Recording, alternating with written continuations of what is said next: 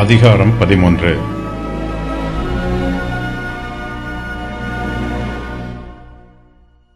ரெகபயாமின் குமாரனாகிய அபியாவின் ராஜ்யபாரத்தை பற்றி இந்த அதிகாரத்தில் சொல்லப்பட்டிருக்கிறது. இவனுடைய சரித்திரம் 1 ராஜாக்கள் 15 1 முதல் 8 வரை உள்ள வசனங்களிலும் சுருக்கமாக சொல்லப்பட்டிருக்கிறது. அபியா தன் தகப்பனாராகிய ரெகபயாமை விட பராக்கிரமசாலியாய் இருக்கிறான். அபியா வடக்கு இஸ்ரவேல் தேசத்திற்கு விரோதமாக யுத்தம் பண்ணி அவர்களை முறியடிக்கிறான். அபியா தெற்கு யூதா தேசத்தில் 3 வருஷம் மாத்திரமே ஆட்சி செய்கிறான். இவன் யெரொபெயாமுக்கு விரோதமாக யுத்தம் பண்ணி அவனை முறியடித்த சம்பவம் மிகவும் விசேஷமானது.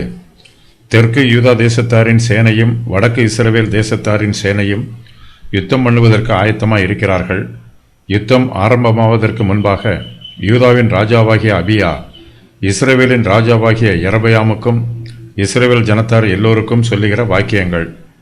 யெரொபெயாம் யூதா தேசத்தாரின் சேனைக்கு விரோதமாக பதிவிடையை வைக்கிறான். இதனால் யூதாவின் சேனைக்கு நெருக்கம் உண்டாயிற்று.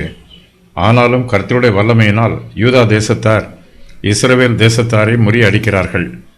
இஸ்ரவேலிலே மகா சங்காரம் உண்டாயிற்று. அபியாவினுடைய ராஜ்யபாரத்தின் முடிவு.